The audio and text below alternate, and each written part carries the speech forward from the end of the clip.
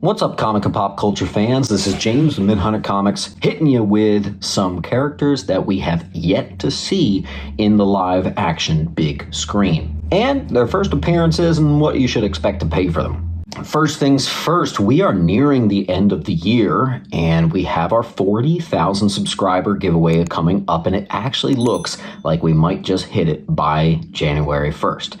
The winner is going to win either a 9/8 of the first Miles, Spider-Gwen, or Laura Kinney. Also, other quick announcement, I will let you know that I'm always buying collections. I pay 70 to 80% on real easy movers and anything $500 or higher. All other keys I pay 60% on. And also, just because it is this Friday, I'll let you know that I'm doing a 25% off everything, meaning even the art on the wall and the slabs in the cases, plus my entire eBay inventory will be there in person. I already priced my stuff at or lower than fair market value, so if you can make it out, it might just be one of your best buys of the year. All right, here we go. List of characters we have yet to see adapted to the big screen. I'm going to start off with Alpha Flight. A lot of the characters and groups on this list we've heard mention of, rumblings of, but we have yet to see anything as of this date. So first, Alpha Flight, I guess that includes Gamma Flight. We have yet to see this. We've maybe seen one or two tiny cameos of members, but the real deal, the full thing, we have yet to see. Now that Disney owns the rights to Fox, I think this is going to be more of a possibility than it maybe was before, so we'll see. And a VG is only going to cost you $50 for this thing. So first, Alpha Flight's become a bit more affordable in more recent years. Next is going to be a Nylus, and this is with Fantastic Four Annual number 6. Looks like that. And this is actually another one of those VGs that's pretty affordable. The VG is down to about $100 right now. It also doubles as the first appearance of Franklin Richards, who we also have yet to see. Yes, I know Sue Storm was pregnant at the end of the second movie, whatever. We have yet to see Franklin Richards. I don't think we're going to get him in the live-action Disney movie either, but we'll see, maybe in a future sequel.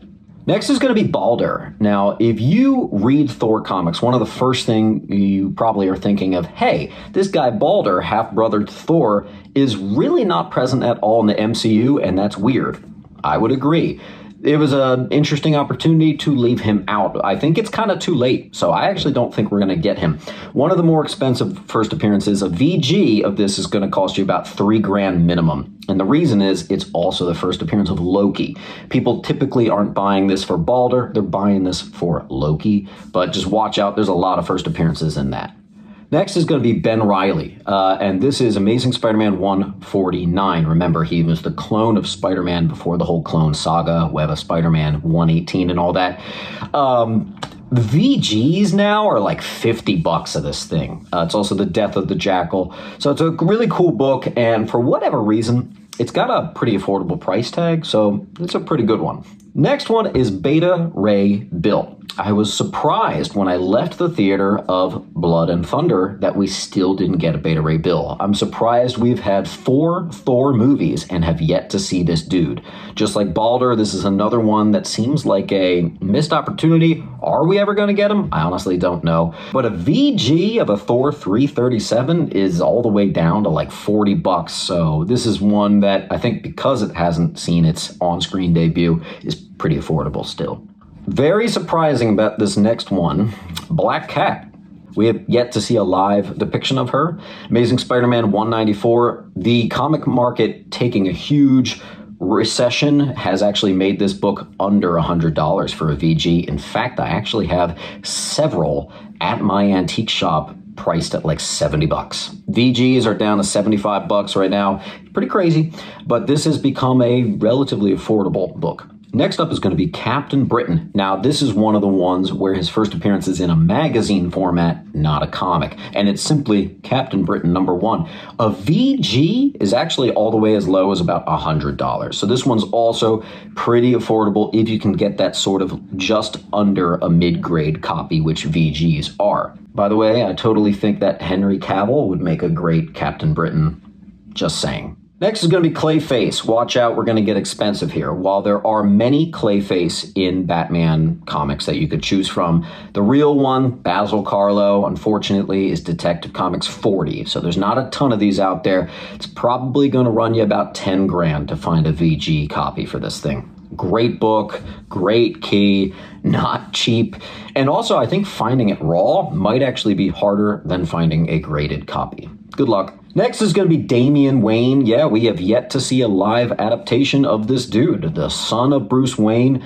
Up for debate whether his first appearance is Son of the Demon or if it's Batman 655, but you can get a very fine for like 40 bucks. A pretty attainable Batman key copy right here, I would say. And even in the Titans show, we got 3 different Robins, but we still didn't get Damian, so this might be the time to shine. Next is going to be Darth Revan or Revan. This is one that I'm a little trepidatious about. Star Wars lately for me is really hit or miss. Like, I like Mandalorian, but I don't like all of it. I liked Andor, but not all of it. And then there's some Star Wars projects that I think are total stinkers. They need to be really careful here, but I would love to see this one. I really would. Like a very fine's under $100. It's about $90. They need to be careful. Next is going to be Deadman. Kind of a tough one to put onto the big screen, I think. If we ever get a Justice League Dark, obviously Deadman would have to play a pretty big part in that. So this is Strange Adventures 205. A VG is going to be about $300 for you. This one's relatively affordable and I think a bit underrated. Next, we have yet to get Etrigan, the Demon. This is another Justice League Dark character right here, Jack Kirby classic. And I was surprised to see doing my research that VGs are like 60 bucks right now. So I don't remember when that book came down so much, but it is down. And hey, might just be the perfect time to pick that up. No movie spec, nothing going on about that character. Might be the perfect time.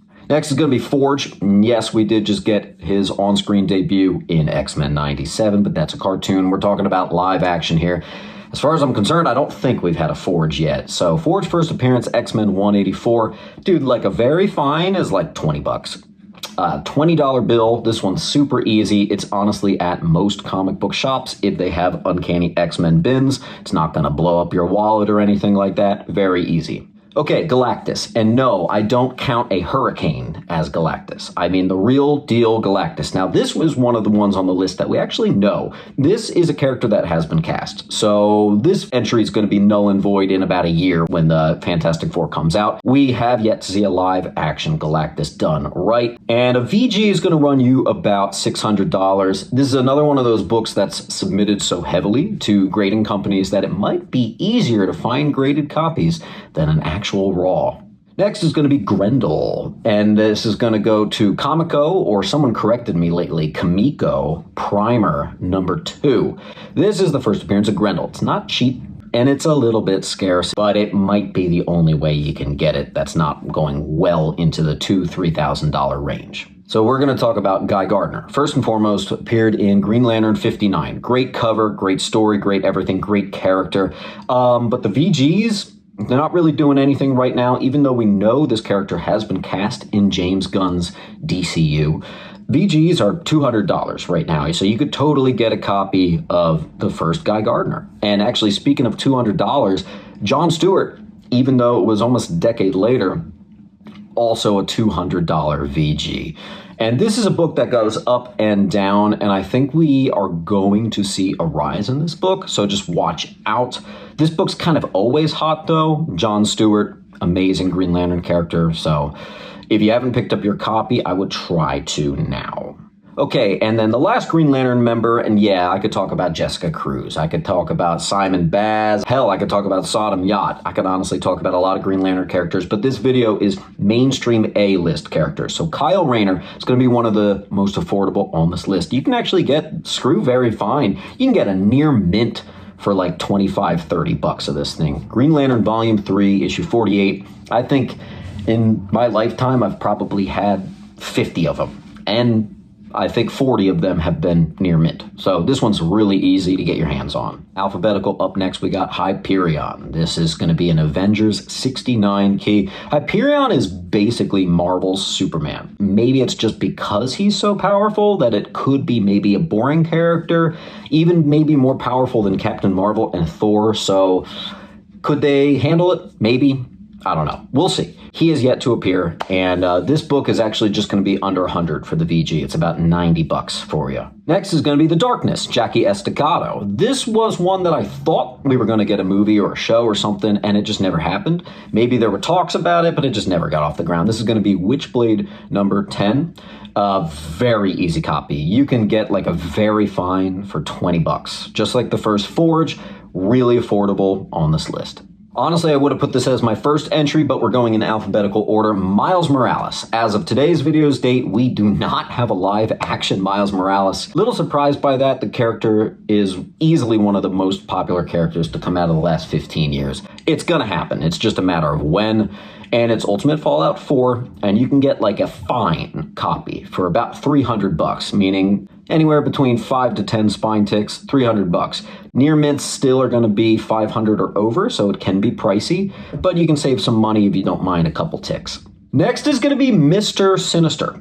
So this is a major X-Men villain, and we've gotten so many X-Men movies, but we never got Mr. Sinister. Kind of surprising, but regardless, you can get a very fine of this thing for $50. This book has seen quite a slump. Maybe it's because we've never gotten a live-action version. I don't know. We did get a version in X-Men 97, and I thought it was pretty sweet. We'll just have to see. Okay, next is going to be Nova. Yes, we did get the Nova Corps in Guardians of the Galaxy. And I even heard a rumor that there's going to be a Nova Corps movie. Rumors are just rumors, so I guess we'll have to see. Nova number 1, first appearance there, and a VG is going to run you about 40 bucks, maybe $50 at the top. So, very affordable book, and maybe a little underrated right now. It was printed a lot, so they are out there.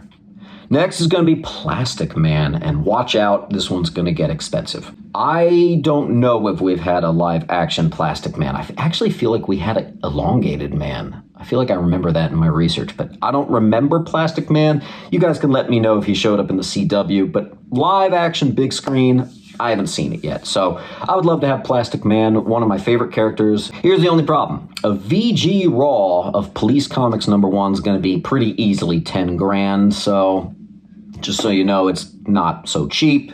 That'll probably throw 99.9% of us off the hunt for that, but for you small percentage left, that's a good book to have. Next is going to be Power Girl, and maybe it's because her character is so hyper-sexualized that it might just be a little bit difficult to adapt onto the screen. Obviously, we've gotten plenty of Supergirl, but Power Girl, we haven't gotten her yet, and that's All-Star Comics 58. VGs are like $100, maybe even less, quite honestly.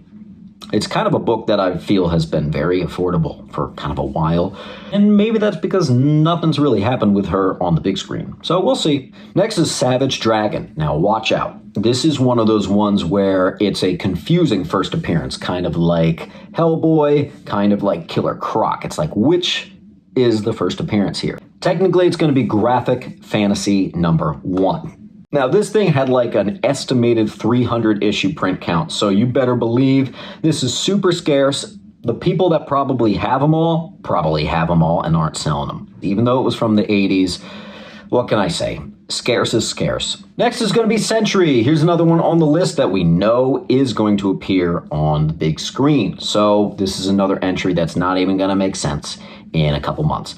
But first appearance of Sentry, let's see. It came in Sentry number 1. You can get a very fine for like 75 bucks. Tough book with an all-black spine, though. Watch out. Still blows my mind that we have yet to get a Black Cat, but also Silver Sable. 2 spider chicks that I'm surprised have not been around. ASM 265. Dude, a VG is like 30 bucks. Super affordable, big-time A-lister Spidey key. So, Static Shock from Milestone, although basically let's just call it DC. Easily could have a movie be made. Big part of my childhood, that's for sure. So I would love to see it. And dude, you can find sealed near minty copies, 20 bucks. Last three are going to go to Terry McGinnis, so Batman Beyond. I would totally love to see Joseph Gordon-Levitt reprise his role as Batman Beyond. It's not going to happen. Total fan theory here.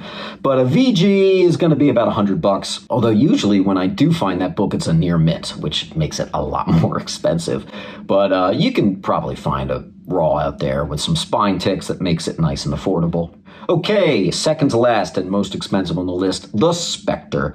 I don't think we've had a Spectre. I think maybe Arrow became Spectre for like half a second on the TV show, but big screen here, the Spectre, man, one of my favorite DC characters. More Fun Comics 52, a VG. First of all, good luck finding this raw, but you know, VG raw is probably going to be 20 grand, could be more. That's when you get into the crazy territory of, that's the stuff that hits Heritage for like 6 figures, so it gets a little pricey, that's for sure. And to my surprise, we're going to end the list alphabetically with Zatanna. This is, to me, the most surprising character to have never gotten a on-screen, big screen debut. Zatanna, man. Hawkeye number 4. Why has this never happened? I really don't know. But we have yet to see a Zatanna, so let's see if we can get it. This one's going to be about $400 if you can find a VG. So I think in recent memory, this book is actually kind of low. Maybe you can even snag one for $300. This thing is down, so it could be a good time to strike when nobody's watching. All right, guys, what major characters from the comics can you think of that have yet to appear on the big screen? Drop it down below, and as always, keep on hunting. See you at the next video. Make sure to come on down to Sentiment Depot's Antiques and Collectibles, located at 238 West Delaware Ave in Pennington, New Jersey. Find so many great books for just $1 and the lowest prices on key comics around. Enjoy a huge selection of graded comics priced up to 20% lower than current fair market value. We are open from Wednesday to Sunday, closed Monday, Tuesday. You got a collection you want to sell? Bring that too. Can't wait to see you there.